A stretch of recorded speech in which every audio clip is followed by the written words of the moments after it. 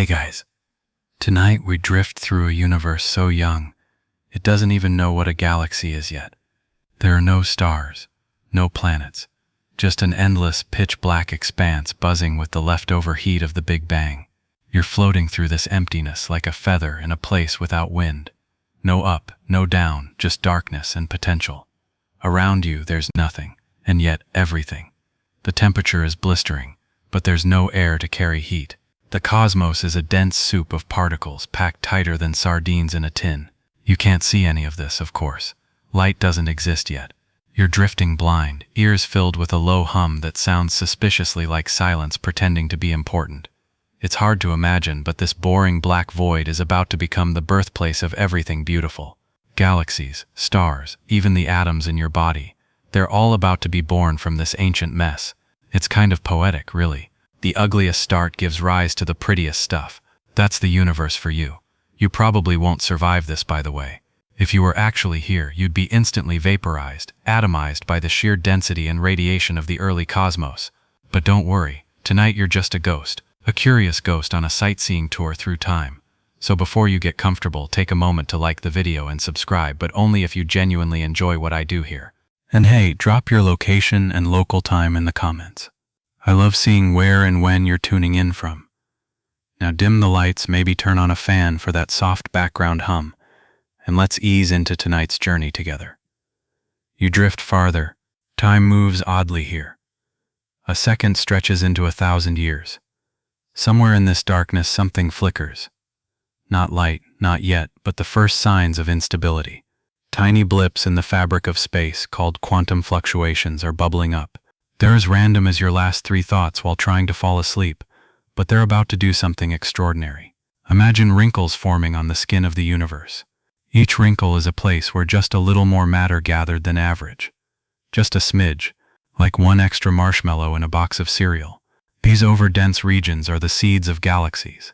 Right now, they're smaller than atoms, but eventually they'll become entire clusters of stars. Scientists still argue whether these fluctuations were truly random, or whether some cosmic force gave them a little push. Was it inflation? Was it the quantum vacuum? Or just some weird universal hiccup? The jury's out. But one thing is certain. Without these itty-bitty imperfections, the universe would have stayed flat and boring forever. Here's a quirky fact you didn't ask for. The entire early universe smelled like hydrogen. Not that anyone had a nose back then. But if you could bottle the scent of baby universe, it'd be a mix of metal-free gas and pure, theoretical chaos. As you float deeper into this ancient stew, the temperature starts to drop. Slowly, painfully slowly. It takes 380,000 years before the first atoms can even form. That's how long the universe plays the waiting game. And finally, those particles cool enough to settle into place. Light breaks free. This moment is called recombination. And it's when photons previously bouncing off every particle like manic toddlers finally get to travel freely. The fog clears, the universe becomes transparent, and if you squint really hard, you can almost see the glow of the cosmic microwave background, the universe's baby photo. You are now drifting through this glow. It's faint, gentle, and everywhere. Like the aftertaste of a memory. You're flying through the calm after the storm, and it's hauntingly peaceful. It's easy to forget how hostile this place used to be. There are no stars yet, but the ingredients are here. Hydrogen and helium, mostly. No carbon, no oxygen, no iron, definitely no chocolate. You're not only floating in a sea of gas, you're floating in a universe where the idea of planets hasn't even been invented. But give it time. Those tiny wrinkles, the quantum blips, are starting to pull matter inward. Gravity, the universe's laziest overachiever, is about to get to work. You pass through a region slightly denser than the rest. It's faint, but it's there like the ghost of a galaxy trying to remember how to exist. At this stage, galaxies don't form so much as they slowly collapse under their own weight. Picture a massive pillow fort made of gas, slowly sinking in on itself. And you're the invisible observer, watching something truly impossible, nothing turning into everything. But don't get too comfortable. This was the calm part.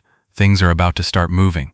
You're drifting closer now toward the places where those faint, invisible wrinkles begin to deepen, tugging more and more matter toward them like a cosmic Black Friday sale. These are quantum fluctuations, Tiny ripples in the early universe's density, and they've become gravitational magnets. What was once a smidge more matter than average now becomes a lot more. The overachievers of the cosmos. And here's the cosmic joke. It all started with randomness. Tiny, meaningless fluctuations in a quantum field, like the universe sneezing during its birth, are now snowballing into the largest structures in existence. If you've ever lost your car keys and had that one dumb move cascade into a full-blown meltdown, yeah, kind of like that, but with galaxies. These initial wrinkles are theorized to come from something called inflation, which is not what happens after a bad buffet, but a lightning-fast expansion that blew the early universe up by a factor so huge it makes your student loan interest look reasonable. It happened in less than a trillionth of a second. Scientists still argue whether this inflation was caused by a specific energy field, or whether it was just the universe testing its dramatic flare. The main idea is that during inflation, quantum fluctuations got stretched out, like freckles on a balloon. These specks of slightly denser matter expanded and left imprints on the fabric of space. When inflation ended, those freckles became gravitational wells, tiny attractors of stuff. And here's the sneaky part. Those attractors didn't just pull in gas. They pulled in dark matter, too. You can't see it, taste it, or lick it. Not recommended, but it's there. Without it, these little specks wouldn't have grown fast enough to become galaxies. Scientists still can't agree on what dark matter actually is, but everyone agrees it's kind of the MVP of this story. You float through a region where matter is gathering like party guests who heard the music from down the street. Clouds of hydrogen are clumping together, collapsing slowly under their own weight. Picture a misty tide in space, curling inwards. The temperatures inside these clouds rise, pressure builds, and soon, you guessed it, we get stars. But not yet. Right now, these clouds are still falling, like long sighs of gas drifting toward a center they can't even define. These proto-galaxies don't have shapes. They're awkward, disorganized, and totally insecure about it. If you could hear them, they'd probably mumble something like, "I'm still figuring myself out." At this point, the universe is just a few 100 million years old, which, cosmically speaking, is that clumsy phase between baby teeth and puberty. Things are messy, uncoordinated. It's like watching the early drafts of a masterpiece. Some of these clumps of matter will become galaxies. Others will just fizzle out, forgotten clouds with no spark. There's a fringe theory that's always fun to bring up here.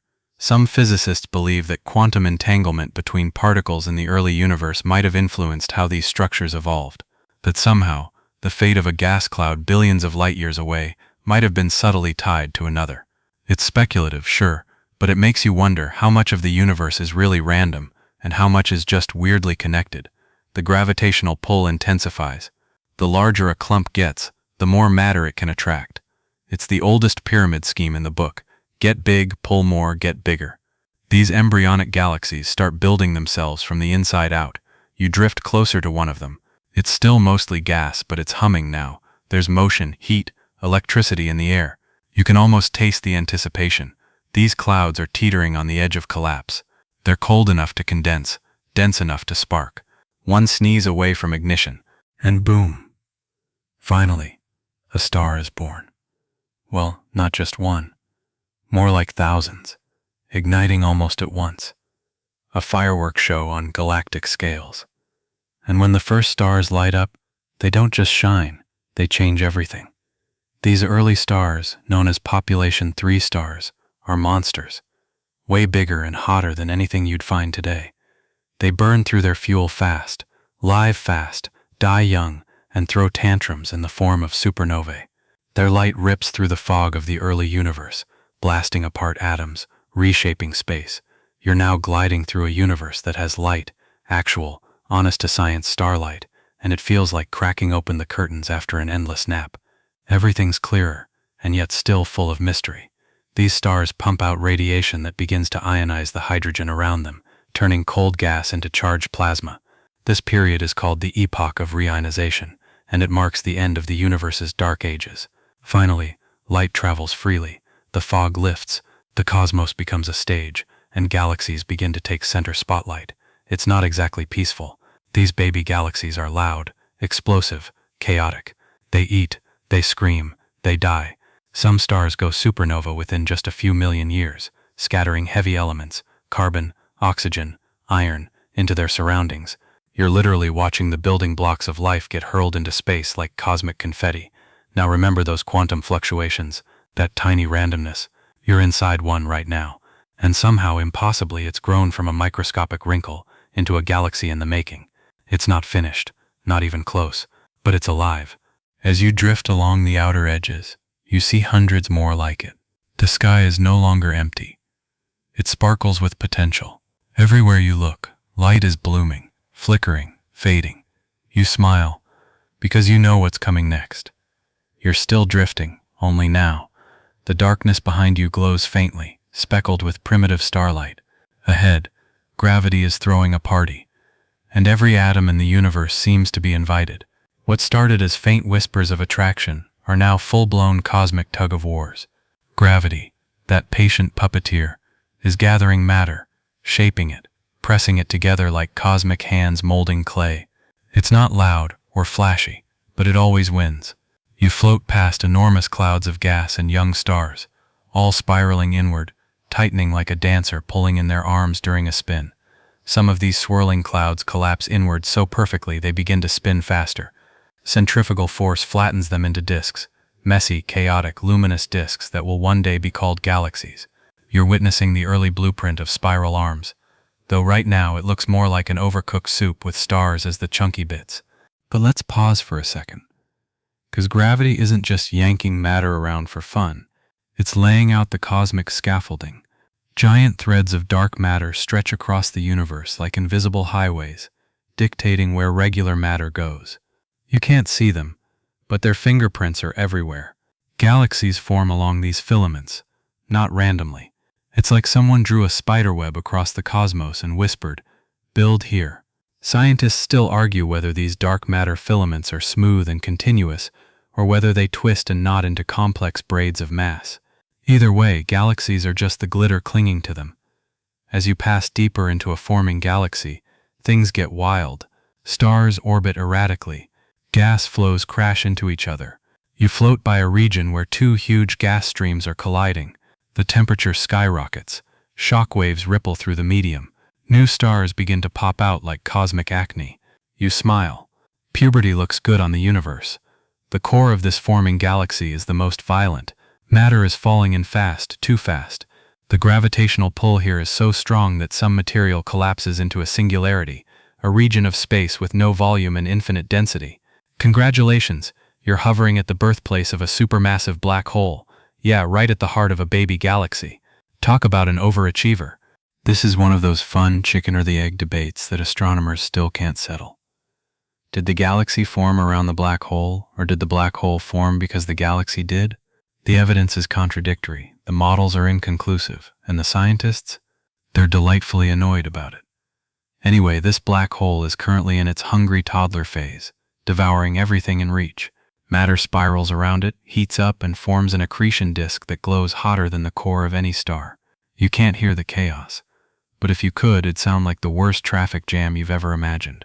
Cars exploding into each other, horns made of plasma, and every driver being vaporized at random intervals. Here's your quirky tidbit. If you could see in X-rays, this galaxy would look like a strobe-lit rave. Those high-energy photons are screaming out from the black hole's accretion disk like paparazzi flashes at a red carpet event. But instead of celebrities, it's in falling matter getting torn apart.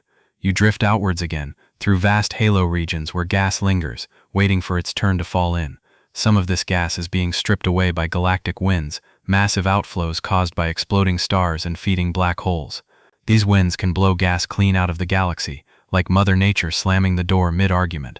At this point, galaxies are forming all over the place. But not all of them will survive. Some are born too small. Others get ripped apart by tidal forces. You pass a region filled with shrapnel. Half-formed galaxies torn open like bags of flour in zero gravity. Stars flung into deep space. Gas scattered. Lives unlived. But for every failed attempt, there's a success. And what defines that success? Mostly gravity's ability to hold things together long enough for stars to keep forming. That's the trick. You need a stable enough center, a big enough mass, and just the right amount of gas to avoid either blowing up too fast or collapsing in on yourself like a cosmic souffle. A lot of galaxies, especially the early ones, end up looking nothing like the elegant spirals you've seen in textbooks. They're blobby, irregular, or just plain ugly. They have no symmetry, No order. They're like toddlers with finger paints, proud but messy. And yet you drift through one now, and you can feel it. This chaos matters. Each star, each gas cloud, each gravitational ripple is laying the foundation for what's to come. It's like watching a symphony warm up, off-key, unpredictable but full of promise. If you had the patience to wait another billion years, you'd see these galaxies stretch out, refine their shapes, settle into maturity. The spirals would unfurl, the cores would stabilize, the mess would become meaning. But for now, you're witnessing the middle of the story. The birth is over, the shaping has begun, and gravity, quiet, relentless gravity, is the one writing the script. You drift farther, starlight catching on your translucent skin like glitter, a trail of hydrogen behind you, and an endless curving future ahead. You're gliding now through a patch of the universe that's grown loud with starlight. Galaxies are blinking into form like fireflies, and space finally feels alive, or at least dramatically less dead. These newborn galaxies aren't subtle. They blaze, spin, and stretch like teenagers discovering eyeliner and chaos. You float among them, weightless and invisible, a ghost adrift in their glow. Some of the galaxies are shaping up into spirals, their arms winding gently like whipped cream on a latte. Others puff out into featureless blobs, elliptical galaxies with no discernible flare. And then there are the rebels, the irregulars, galaxies that look like someone dropped a bowl of cosmic alphabet soup mid-sentence. It's like a celestial zoo, and you're floating between enclosures. Let's start with the spirals, the prettiest, most photogenic ones. You know them from desktop wallpapers and telescope calendars. They're structured, balanced, and full of star-forming gas. Stars orbit their centers in organized lanes like celestial commuters. And the spiral arms? Those aren't solid things. They're density waves, ripples that compress gas and trigger starbirth as they roll through, like cosmic traffic jams that keep causing accidents in the form of new stars. Quirky fact incoming. Those glittering spiral arms? They're mostly illusions. They don't rotate like a merry-go-round. Instead, stars drift in and out of the arms like dancers briefly joining a formation before twirling off into solo acts, which makes spiral galaxies the universe's most elegant conga line. You pass an elliptical galaxy next. These are the retired librarians of the cosmos, quiet, round, and mostly filled with old stars. They formed when young galaxies smashed into each other and lost their structure. No spiral arms, no wild starbirth, just a glowing sphere of ancient light.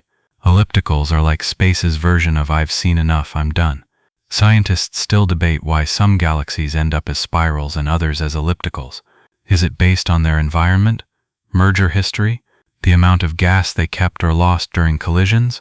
No one's completely sure. It's like trying to guess someone's life story from their current haircut. Then there are the irregulars. You float through one now, awkward, asymmetric, and delightfully chaotic. They have no central structure. Stars are scattered like sprinkles after a toddler got hold of the cookie jar. Some of these galaxies have been warped by gravity. Others are still recovering from collisions. A few are just one irregular galaxy you pass is forming stars at a breakneck pace. Glowing pink gas clouds swirl through it, cradling newborn suns. It may look like a mess, but it's a productive one, like a garage full of half-finished inventions that somehow work. This is a universe that doesn't care about symmetry. It rewards persistence, not perfection. And here's the cosmic kicker. The type of galaxy you're floating through often determines its fate. Spirals keep forming stars for billions of years. Ellipticals mostly stop. Irregulars, they live fast and burn out early, or evolve into something else entirely. You glide into a region where several galaxies are interacting. Their gravitational fields are tangled like earbuds in a pocket. One spiral is having its arms stretched by a passing neighbor. Another's been punched through its center, leaving a glowing ring. These interactions blur the lines between the categories, turning spirals into blobs, blobs into pancakes, and pancakes into something no one has a name for yet. It's a cosmic identity crisis, and yet it's all part of the design. Here's a fun fringe theory. Some researchers suggest there might be unknown classes of galaxies that don't emit light at all, entire galaxies made of dark matter and dead stars, lurking in the void, undetectable except by their gravity. They're called dark galaxies, and while we've never truly seen one, some gravitational lensing patterns hint they might exist. Imagine that. A whole type of galaxy hiding in plain sight, like a shadow you never noticed was moving. You float backward now, giving one final glance to the variety of galactic forms drifting across the sky. Some are spinning peacefully, others are in mid-rec. All are beautiful in their dysfunction. Galaxies aren't static sculptures. They're dynamic, evolving messes, and no two are alike. So next time someone tells you the universe is perfect, nah, it's a chaotic artist with bad impulse control and a great sense of drama, and we're just lucky enough to float through its gallery. You drift now into the shadows between galaxies, a place that feels quiet but only because you can't hear the screaming math behind it. The light dims slightly, space stretches wider, and somewhere in the dark something is holding everything together. It's not stars, it's not gas, it's not you, it's dark matter, the silent architect of the cosmos. You can't see it, you can't touch it, but it's here, everywhere, forming invisible skeletons that galaxies cling to like moss on bones. You pass right through it without resistance, like a ghost passing through fog, only this fog bends gravity. Right now, you're floating through a dark matter halo, a massive spherical field that envelopes an entire galaxy. The galaxy itself, the shining part with all the pretty spirals and bursting stars, that's just the garnish. The real bulk, the real weight, comes from this unseen stuff that makes up 5 times more mass than everything else combined. And here's the kicker. We still don't know what dark matter is. It doesn't emit light, doesn't reflect it, doesn't absorb it. It doesn't even hang out with the electromagnetic force at all. It just ignores it, like the goth kid in the back of a physics class. All we know is that it gravitates, it has mass, it bends space, and without it, galaxies would fly apart like unstrapped roller coaster carts on a corner turn. Scientists still argue whether dark matter is made of some undiscovered particle, WIMPs, axions, sterile neutrinos, or whether we're just misinterpreting gravity itself. Maybe space is playing tricks on us. Maybe mass bends differently on cosmic scales. The truth is frustratingly elusive. It's like trying to solve a jigsaw puzzle when half the pieces are made of shadow and refuse to stay put. You glide along the outer edge of a galaxy now, and you can feel it. The stars out here are moving way too fast to be held by visible matter alone. If dark matter weren't anchoring this galaxy, it would have torn itself apart a long time ago. The stars at the edges orbit just as fast as those near the center, something that makes zero Newtonian sense. A quirky side note, if you could see dark matter with your own eyes, the galaxy would look completely different. It wouldn't be a thin, glowing spiral. It'd be a huge, fuzzy sphere of ghost mass, with a bright little spark in the middle, like a flashlight inside a fog bank. You pass through that fog now, and though it's invisible, you can almost sense its presence, this eerie, intangible gravity that shapes everything but hides from sight.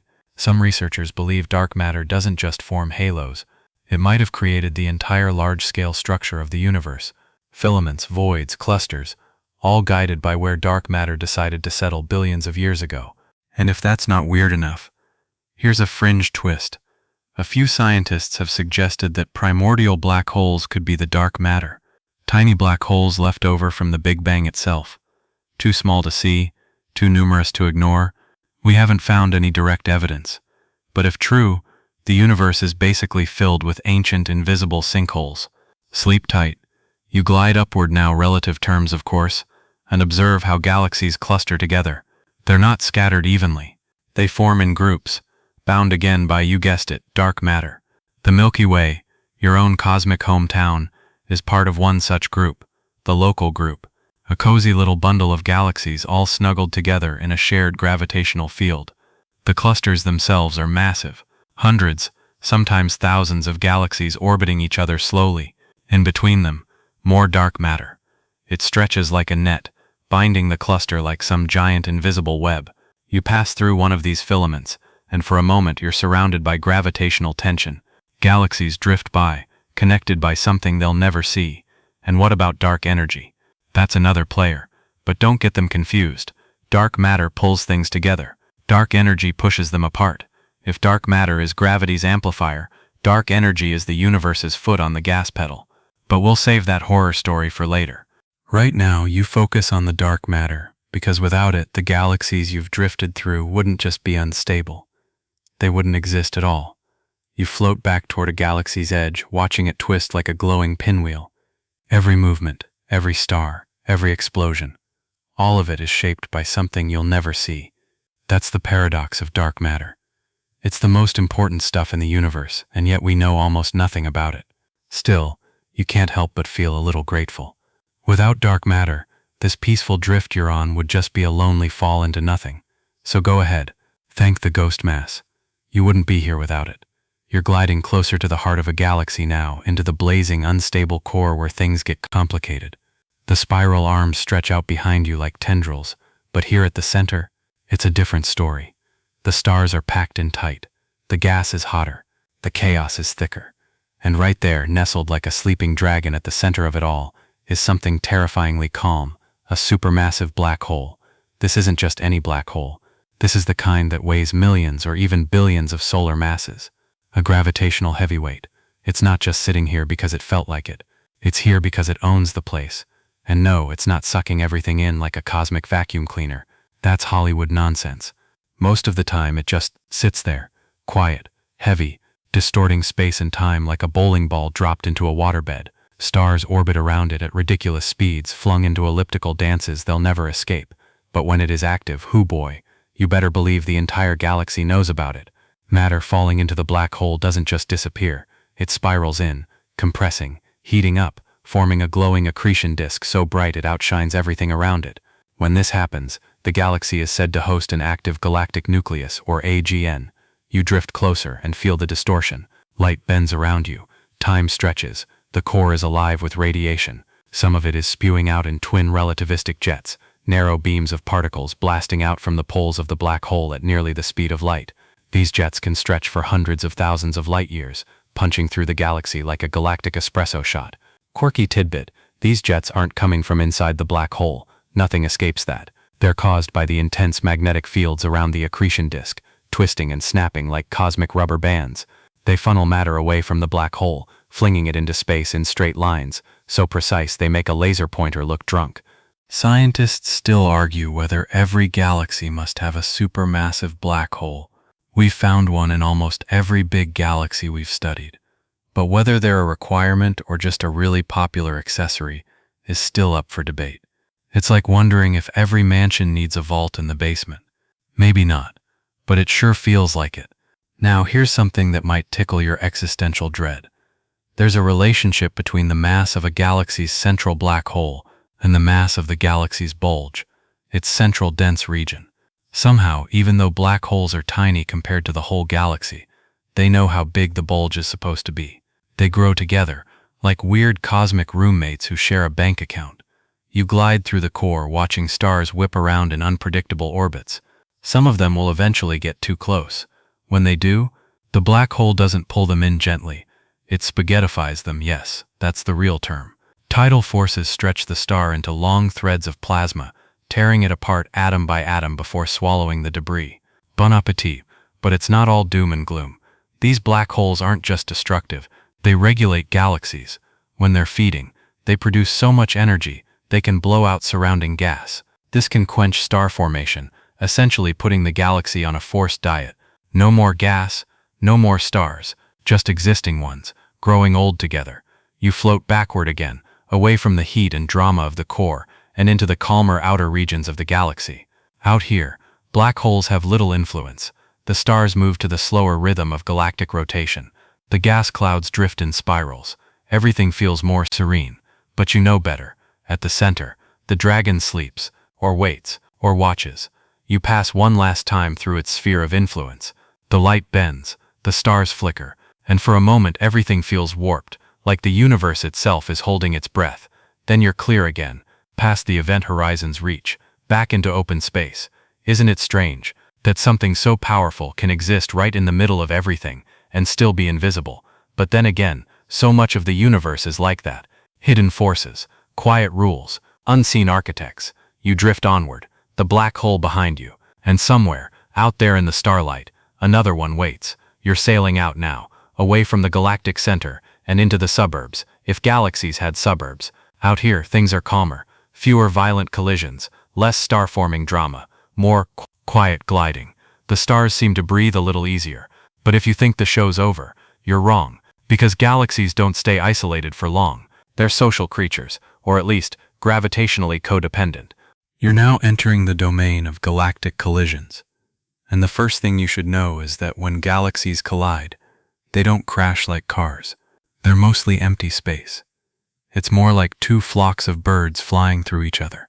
The individual stars almost never touch, but their gravitational fields, oh, those absolutely collide. It's less like a crash and more like two bowls of jelly slamming into each other in slow motion, wobbling, stretching, pulling each other apart from the inside out. As you float into the path of two approaching galaxies, time seems to slow. You can see tidal forces stretching their arms, flinging stars outward in long, elegant tails. Gas clouds are smashing together, triggering starbursts, massive waves of new star formation. It's like watching fireworks underwater. You drift through one of these tidal tails now. Stars are scattered like breadcrumbs, thrown into intergalactic space by the sheer momentum of the collision. Some of them form tidal dwarf galaxies, tiny galactic side hustles born from the debris. A quirky side note: during one such collision billions of years ago, your own Milky Way likely absorbed an entire galaxy. In fact, it's happened multiple times. You're probably made of atoms from a star that once belonged to a galaxy that no longer exists. Sentimental, huh? Scientists still argue over how common these major mergers are. Some simulations suggest they're essential for galaxy growth, while others think smaller interactions, minor mergers, play a bigger role. It's the cosmic version of the nature versus nurture debate. Are galaxies shaped more by violent crashes or slow, steady accretion? You pass by the aftermath of a particularly intense collision. The result? A peculiar galaxy, something halfway between a spiral and an elliptical, with a warped core and irregular arms. It looks like someone tried to draw a galaxy from memory while sleep-deprived. It's beautiful in its brokenness. And the central black holes of the colliding galaxies? Yeah, they're dancing now. Not like prom night, more like a death spiral. Over millions of years, they'll inch closer and closer, losing energy to gravitational waves, ripples in space-time itself until they finally merge. When they do, the resulting black hole will ring like a cosmic bell, sending out a shockwave across the universe. You're floating in one of those waves now. Don't worry, it's not dangerous to you. It's a tiny ripple, stretching space by less than the width of an atom, but somewhere on Earth, a laser interferometer might have just detected it, confirming the union of two ancient giants. You hover now between galaxies mid-collision. The light around you flickers with X-rays from gas heating up, and radio waves from magnetic fields being twisted like spaghetti. Stars are being born and dying in real time, supernovae blinking across the sky like camera flashes at a party no one's going to remember. And amid this chaos, there's calm. Because once the dust settles, sometimes after 1 billion years, the two galaxies merge into one. They become something new. A bigger, often rounder galaxy. Their stars continue orbiting. Their black holes combine. Their gas redistributes. It's like a cosmic version of two cities blending into a sprawling metropolis. You pass one such final product, a giant elliptical galaxy, massive and mellow. Its past collisions are written in its stars, shells, streams, and faint scars from old tidal tales. Galaxies, remember. Quirky twist before we move on. Sometimes collisions don't lead to starbirth. If galaxies are too gas-poor, like two retirees bumping into each other on the sidewalk, they just merge quietly. No fireworks, no drama, just an awkward shuffle into one big tired ball of stars. But most of the time, it's explosive, violent, necessary. Without galactic collisions, there would be fewer stars, fewer heavy elements, fewer planets, maybe no Earth, maybe no you. These slow-motion disasters are how the universe stirs its pot. You float on now, past the wreckage of galactic pasts, and into the calm beyond. Behind you, stars burn hotter than ever. Ahead of you, the web of galaxies stretches out into infinity. Space is not empty. It's an endless ballroom. And galaxies, they're still dancing. You coast through the outskirts of another galaxy now, but you're not headed toward its arms or halo. No, this time you're diving straight into the galactic nursery, those warm, glowing clouds of gas and dust where stars are born like popcorn in a microwave. These are the stellar nurseries, the bustling maternity wards of the cosmos, and they're messy. You drift into one now. It looks like a pastel nebula, cotton candy swirls of pinks and blues. Beautiful, yes, but it smells like burned hydrogen and chaos. This is a giant molecular cloud, a cold, dense region packed with hydrogen molecules. It's frigid, quiet, and heavy with potential. Inside, gravity is starting to win its eternal tug-of-war with pressure. You float deeper into the cloud, and it's getting darker. Starlight can't pierce this far in. The temperature's so low, the atoms barely move. But here, in this frozen silence, matter begins to clump. And where clumps grow dense enough, nuclear fusion kicks in. Boom, a star is born. Just like that. Well, okay, not just like that. It takes millions of years, but you're not exactly on a schedule tonight. And here's a beautiful twist. New stars often form in batches, like littermates, clusters of siblings, born from the same gas cloud, shining together for the first time. Some drift apart over time, while others stay gravitationally bound. These are called open clusters, and you're drifting through one now. Brand new stars, blue and brilliant, still surrounded by wisps of the cloud that birthed them. Quirky fact, stars don't come out clean.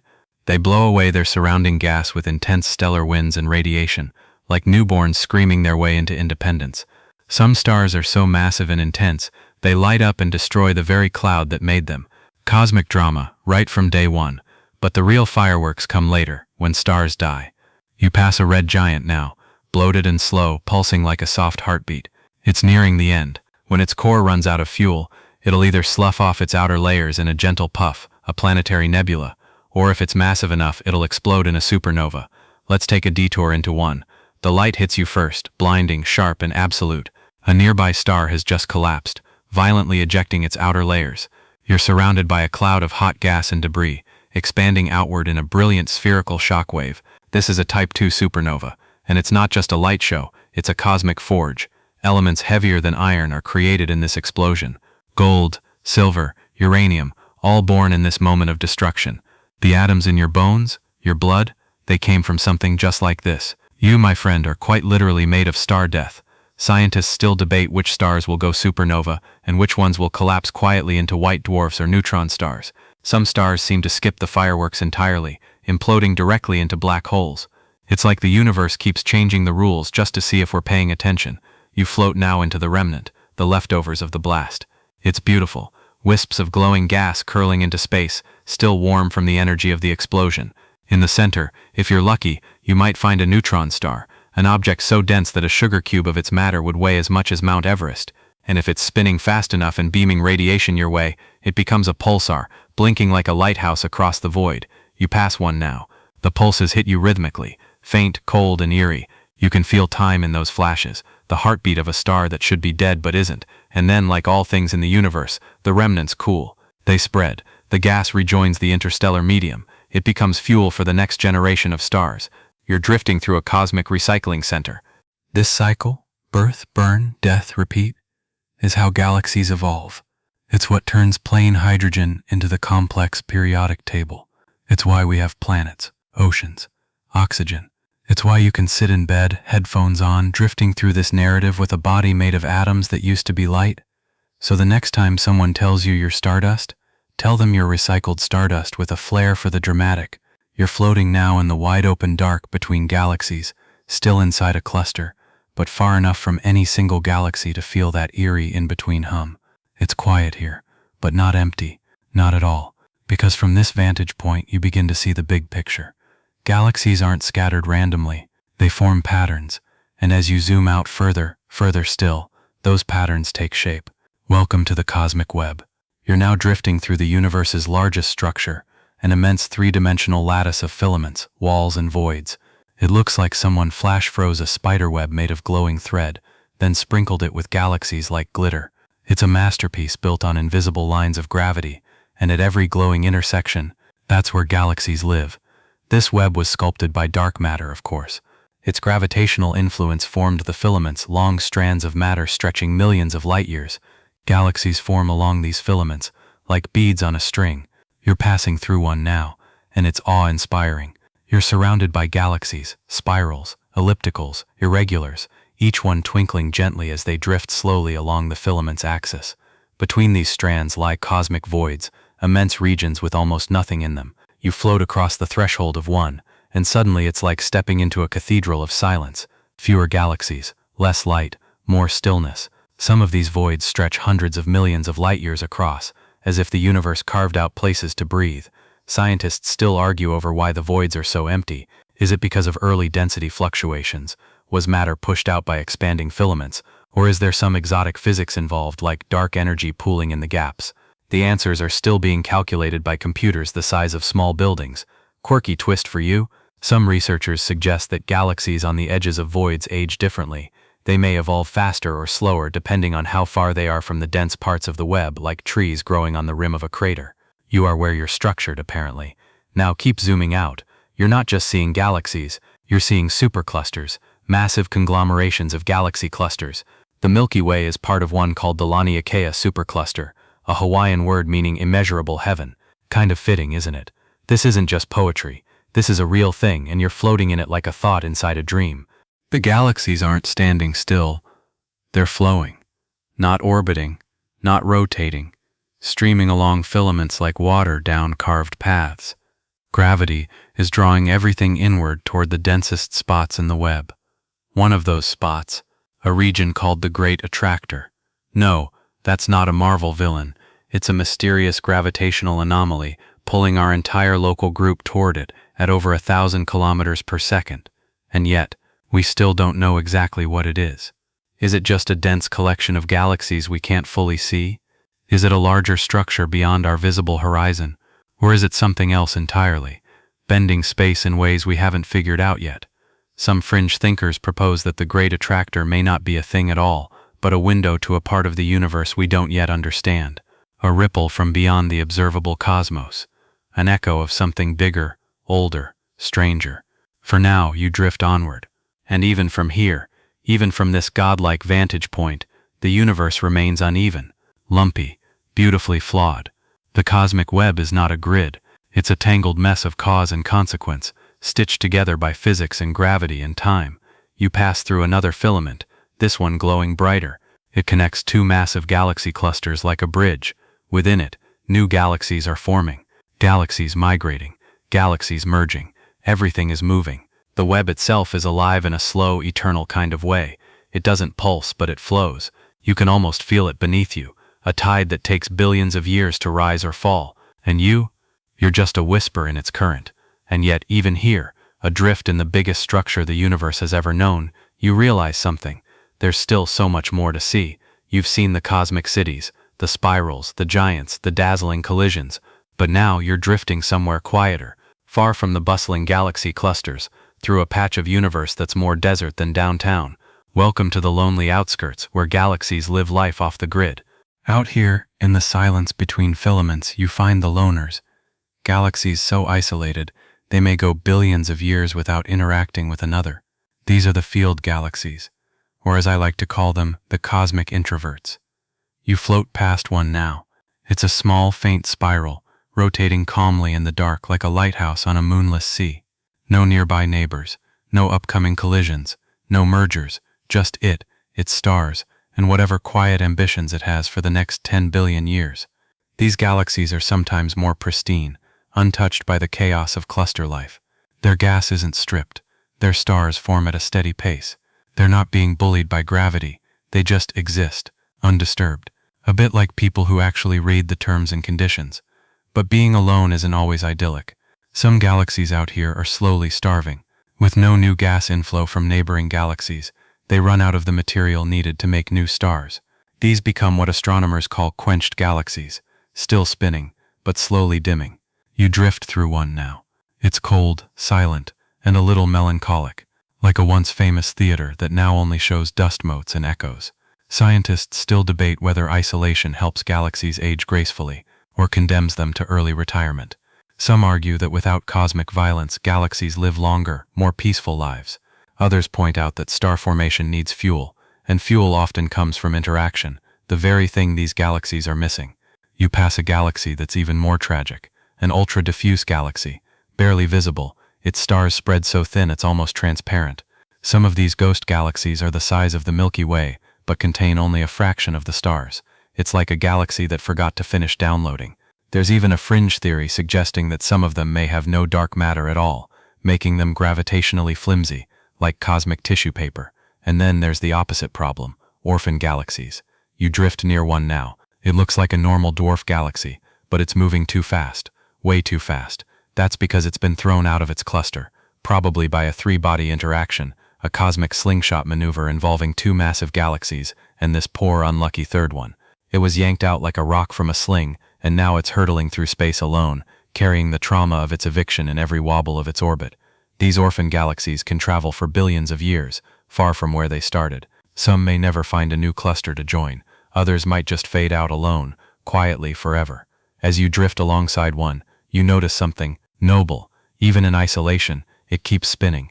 Its stars keep shining. It keeps going. There's something deeply human about that. Then, off to your left, a sudden flicker, a rogue star, wandering intergalactic space, not bound to any galaxy, probably flung out during a merger, or by a supernova's explosive kick. It's just floating, alone, forever, like a lighthouse with no coast. Here's your quirky fact of the night. Scientists estimate there may be more rogue stars than there are stars inside galaxies. Seriously, tens of trillions of them, just out there, lighting up the dark for no one but themselves. You pass by a patch of space so quiet it's almost unnerving. No galaxies, no stars, just gas and dark matter and the subtle stretch of expansion. It's a cosmic void, but not the big kind. This one is small and intimate, like a pocket of solitude carved into the chaos. Out here, in the lonely outskirts, time feels different, slower, more patient. You begin to realize not all galaxies are defined by their interactions. Some define themselves in their stillness. The universe may be a crowded, dynamic place, but it's also scattered with solitude. And sometimes, the loneliest galaxies, they're the ones with the best stories. You're turning inward now, toward home, or at least what counts as home in this vast celestial wilderness, the Milky Way. From a distance, it's a stunner, a graceful spiral with long arms curving out like a ballerina mid-twirl. But as you get closer, you realize something that might shatter your childhood textbook illustrations. The Milky Way is a bit of a mess. You're drifting just above the galactic disk now, looking down at billions of stars like city lights on a spinning record. It looks orderly, even serene, but once you dive in, that illusion disappears. Stars aren't placed neatly. Gas clouds crisscross the lanes. And the arms, they're not symmetrical. They're warped, bent upward like a pried-open lid on one side, twisted down on the other. That's right, your beloved home galaxy is a little lopsided. Why? Scientists still argue. Some think it's the pull of satellite galaxies, smaller companions like the large and small Magellanic clouds that have tugged and twisted the disk over time. Others point to past galactic mergers, where the Milky Way absorbed another galaxy, and the resulting gravitational shockwaves warped the disk like ripples in a trampoline. You float through one of these ripples now. Stars here don't orbit neatly. They wobble, rise and fall like corks bobbing on waves. Astronomers call these vertical oscillations, but they basically mean the Milky Way is still digesting whatever it last swallowed. Speaking of which, you pass by a stellar stream, a ribbon of stars stretching across the sky. These streams are the shredded remains of ancient dwarf galaxies that ventured too close. Gravity pulled them apart, star by star, until they became stretched-out trails looping around the Milky Way like forgotten necklaces. And here's a quirky twist. Some of these streams are so old, they're from galaxies the Milky Way ate billions of years ago. One of them, called the Gaia Sausage, is thought to have been a major merger event, adding thousands of stars and distorting the Milky Way's very structure. Yes, we named it the Gaia Sausage. No, astronomers are not above naming things like middle schoolers with a telescope. You drift through the bulge now, the thick, peanut-shaped central region of the Milky Way. It's not a calm place. Stars here orbit in chaotic three-dimensional paths. The gravitational dance is unpredictable, the density extreme. There's likely a bar structure, a dense, elongated cluster of stars that churns like a cosmic blender, driving gas inward toward the center. At the very heart, you guessed it, a supermassive black hole, Sagittarius A, weighing in at about 4 million times the mass of our Sun. It's not very active at the moment, just sort of sitting there, quietly humming, like a bouncer on a smoke break. But when it does flare up, it sends out X-rays and radio waves that ripple across the galaxy. You pass a ring of gas orbiting it, a fuel source waiting for a feeding frenzy. Scientists still debate whether Sagittarius A is a late bloomer, a remnant of an ancient quasar phase, or a preview of something more dramatic yet to come. Then you drift outward, back through the spiral arms, Orion, Perseus, Carina Sagittarius. Somewhere in there, circling a perfectly ordinary yellow star, is a little blue planet spinning with noise and light, and people who have absolutely no idea they're drifting in a galaxy with a twisted past and a chaotic heart. And beyond that, the halo. The Milky Way's stellar halo is a faint, ghostly sphere of stars in globular clusters orbiting far from the bright disk. You float through one of these clusters now, a dense ball of ancient stars, older than the Milky Way itself. These are the galactic seniors, holding secrets of the early universe in their cores. Oh, and don't forget the dark matter halo, stretching even farther, 10 times the visible size of the galaxy. It's what keeps everything glued together, including your local solar system, which is happily spinning along at nearly 800,000 kilometers per hour. And yet, despite all this motion, all this madness, you don't feel a thing. The Milky Way, for all its warps and wobbles and stellar crime scenes, is home, a broken, brilliant living thing still learning who it is, and you're a part of it. You turn now, very slowly, towards something in the distance. It's faint, but it's moving, gracefully, inevitably, a glowing spiral galaxy coming straight for you at a sedate but unstoppable pace of about 110 kilometers per second. That's Andromeda, and she's on a collision course with the Milky Way. You float through the void between these two giants. A yawning gulf of 2.5 million light-years, which might sound like a lot because it is. But don't be fooled. They're coming for each other. Not in a few years, not even a few million. Try 4 billion years.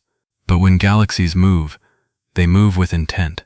And once they start drifting toward one another, there's no escape. This is cosmic destiny.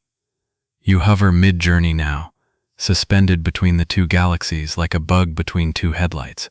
You watch as Andromeda looms closer, spiral arms like wings, a bright core, billions of stars all aimed in your direction. You're not in danger, technically. But if this were an actual road trip, this is the point where you'd start checking the brakes. What happens when they collide? Probably not what you think. Galaxies crashing into each other isn't like buildings collapsing. As we've said, galaxies are mostly empty space. So even when two spirals like the Milky Way and Andromeda collide, the odds of two stars actually hitting each other are laughably low. Instead, it's their gravitational fields that do the talking. You float into a simulation of their future. The two galaxies draw nearer, slowly at first, then faster. Their shapes distort, arms stretch and twist. Tidal forces shred the outer regions. Stars begin to migrate. Gas clouds crash together, triggering new starburst regions where stars are born faster than ever before. You drift through one of these regions now, saturated with ultraviolet light, young stars, and the heavy smell of molecular hydrogen. It's like watching galaxies go through puberty, sweaty, loud, a little out of control but beautiful. Eventually, after a few flybys and a billion years or so of gravitational tug-of-war, the Milky Way and Andromeda will merge into one supergalaxy. Scientists even gave it a name, Milkdromeda. Yes, seriously, it sounds like a dairy-themed transformer, but it's the unofficial term in astrophysics circles. You're welcome. You'll no longer be living in a spiral galaxy. The new shape will likely resemble a massive elliptical galaxy, round, bloated, slower to form new stars. It will be home to trillions of stars, a monument to two former giants who, after eons of solitary rotation, finally embraced. And what happens to Earth? Assuming it hasn't been baked by the sun turning into a red giant first, Earth probably survives the merger physically, but the night sky will be spectacularly different. You'd see giant streamers of stars across the sky, new constellations, Andromeda's core looming large and bright. It'll be the kind of view that makes you forget to breathe. But let's be honest, humans probably won't be around to witness it. Maybe our descendants, maybe roaches in sunglasses, maybe no one. Still, the show will go on. Here's your quirky cosmic footnote. The collision is already visible in proper motion data. That means astronomers can actually see Andromeda's approach, not just in theory but in shifting positions of stars. The universe is telling us what's coming, and it's not asking for permission. Scientists still debate exactly what path the galaxies will take during the merger. Will they collide head-on? Will they orbit each other first? Will they pass through and then snap back like an elastic band? The math is still crunching. But one thing's for sure, they will collide, and the result will be both catastrophic and constructive. You drift now through a projected simulation of the final merger. Star orbits are randomized. Spiral arms are gone. The core has swelled. It's calmer, but in a grand, kingly sort of way. Milkdromeda has no spiral pretensions. It just is. Massive, luminous, and slow. And somewhere in there, if Earth still exists, it will be in a very different neighborhood. Different sky, different neighbors, same cosmic roots. You look back one last time at the Milky Way, as it is now, slightly warped, a bit unstable, but still proud, still standing. And then you turn to face the future. Andromeda's coming. Ready or not, you're floating now in the deep time beyond all that. Past the crashes, past the drama. The universe has aged, the fireworks have dimmed, and the galaxies, they've started to settle down. You drift through a familiar spiral, but it's tired. Its arms are faint, stretched thin, like old ribbons faded by the sun. The bright young stars that once lit up the arms are gone, burned out or gone supernova. What's left are older, redder stars, long-lived, low-mass survivors, still burning slow and steady. Welcome to the twilight years of the cosmos. This galaxy, like most, is running out of gas. Literally, star formation has slowed dramatically. The cold molecular clouds that once birthed new stars are disappearing. Without gas, there are no nurseries, no new stellar generations. The galaxy isn't dead, but it's going quiet. Like a town after midnight, lights still on, but no one new moving in. Scientists call this galactic quenching, the process by which galaxies stop forming stars. And they still argue over the cause. Is it supermassive black holes heating the gas and blowing it away? Is it simply that galaxies used up their gas and can't get more? Or are cosmic filaments delivering less material as the universe expands? You glide through the ghost of a starburst galaxy, once wild with creation, now a slow amber hush. The remnants of supernovae still dot the skies like fossils. Every heavy element you know, calcium in your bones, iron in your blood, came from galaxies like this, now slipping into stellar silence. But not all is still. You pass by a globular cluster, tightly packed and ancient, still orbiting the edges of this aging galaxy like an old satellite that never gave up. These clusters are among the oldest objects in the universe, and they'll probably outlive everything else. Even when the galaxy fades, these star cities will remain, glowing faintly in the cosmic dusk. Now let's go bigger. You zoom out past the galaxy, past its neighbors. The cosmic web you saw earlier is thinning. The filaments are still there, but they're growing fainter, more diffuse. Galaxies are drifting apart, not because they want to, but because space itself is stretching. This is the doing of dark energy, a mysterious force causing the universe to expand faster and faster over time. Here's your quirky twist. In a few 100 billion years, most galaxies will become invisible to each other. They'll be moving away so fast that their light will never reach one another again.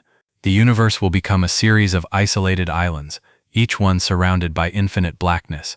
And yes, scientists are still debating what dark energy is. Some say it's a property of space itself. Others think it's a dynamic field, one that could change or even reverse. Just a few, suggest it could be linked to a multiverse effect, where our universe's expansion is just one setting on a much weirder cosmic dial.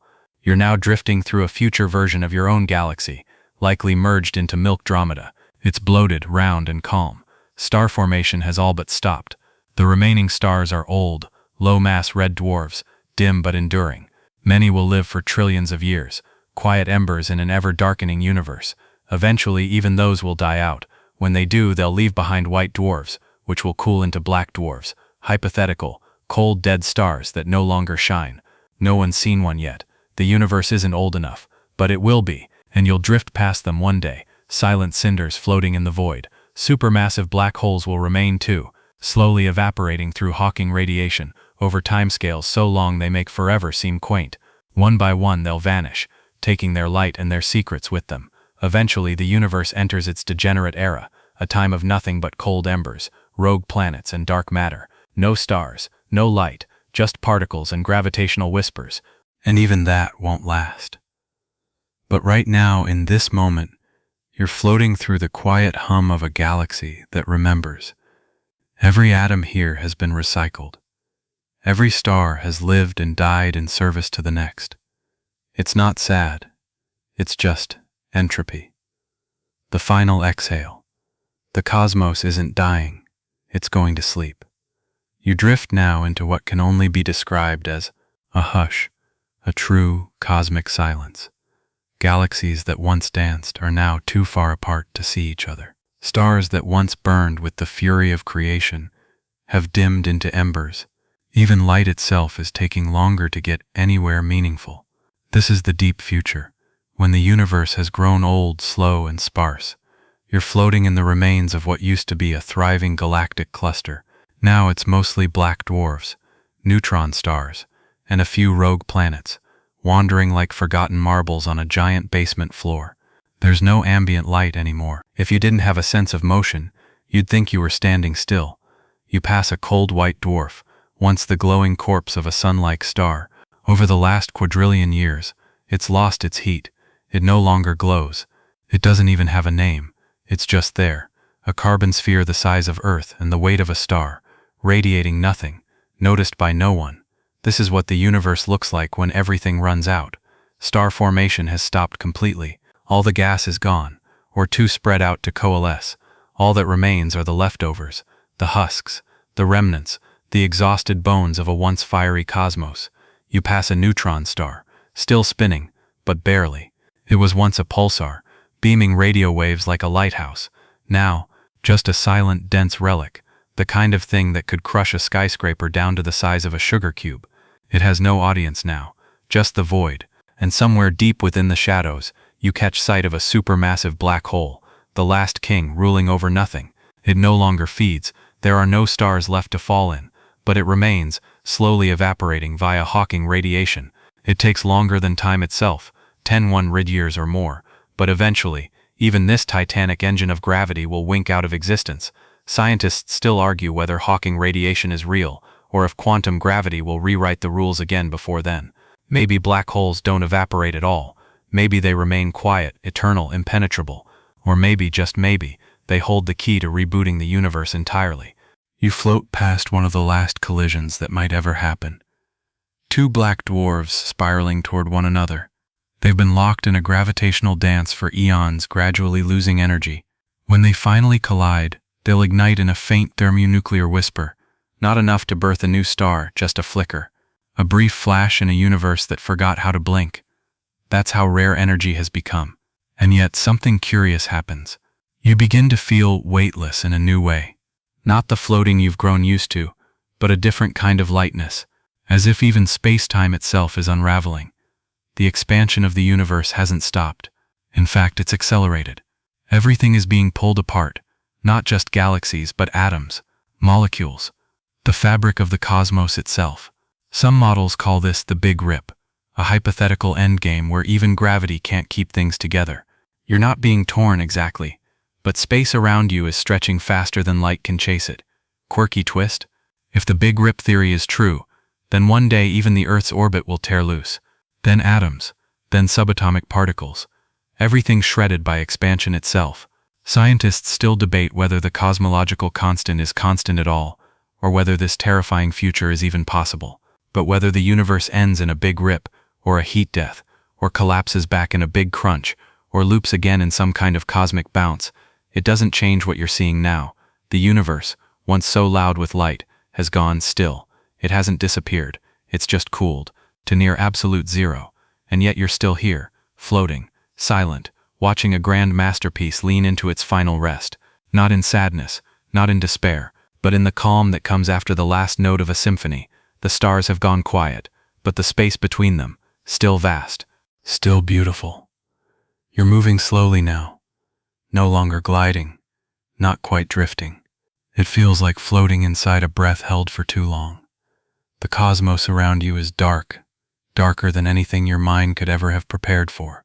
This is the quiet after everything. The galaxies are gone, or too far apart to find each other. Light itself has been stretched into oblivion, its waves too long to detect. The temperature, just above absolute zero, cold enough that atoms barely vibrate. You're in a universe that's finished all its work. The lights are off, the doors are locked, and you're witnessing the last flickers of cosmic memory. A few scattered particles still drift by, electrons, photons stretched into almost nothing. Occasionally, the husk of an old black dwarf or a rogue neutron star tumbles past, its silence louder than any explosion. Time here has no urgency, no goals, just existence. Endless, weightless existence. You catch sight of something faint in the distance, a gravitational wave from a black hole merger that took a trillion years to happen. It arrives like the echo of an echo, soft, gentle, unbelievably slow. You're no longer watching things move. You're watching time itself try to remember what motion used to feel like. You reach the edge of what science can imagine. Out here, the universe is not expanding anymore. It's not collapsing either. It's just settling. The vacuum energy that drove acceleration has spent itself. There are no more events, no new phenomena, just the background hum of quantum fields, subtle, silent fluctuations in space-time that might one day do something again, or not. Here's a fringe thought to end on. Some physicists theorize that in this endless calm, quantum tunneling could trigger a new Big Bang, a random, spontaneous rearrangement of fields that ignites a brand new universe. From this frozen silence could emerge a newborn cosmos, fresh and hot and chaotic, ready to start the whole thing over. Or maybe, this is it, and in a way that's okay. You drift onward, no longer seeking galaxies or stars or meaning, just feeling the stretch of endless space gently cradling you. You've seen everything the universe had to offer, its birth, its growth, its violence, its poetry, and now its peace. It doesn't feel lonely. It feels complete. The last light has long since faded. The last black hole has long since whispered away into nothing. And you are still. And in that stillness, something beautiful remains. Not sound, not light, not matter, just the echo of what once was, and the quiet promise of what could be. So now you're barely moving at all. There's no more need to watch, no more need to listen. The galaxies have spoken. The stars have told their stories. Everything that could have burned has burned. Everything that could have crashed, collided, exploded, merged, twisted, swirled and flared, already did. All that remains now is stillness. Let it wash over you. You're lying on your back in a sea of nothing, with infinite space gently rocking you. There's no rush, nothing more to see tonight, just the delicate hum of silence stretching in every direction. The universe is old now, so old that even time seems reluctant to keep counting. Each second gets longer, each moment spreads thinner. You feel it too. Your thoughts slowing, your body weightless, your breath soft. Everything is finally quiet. Let your body settle into that quiet. Let the stars behind your eyelids flicker and fade. Let your heart beat like a red dwarf, slow, steady, lasting. You've traveled through billions of years in a single night, and now you've arrived at the edge of everything. There's nothing more to do, no more waiting, no more wondering, only rest. So close your eyes, let go, and float,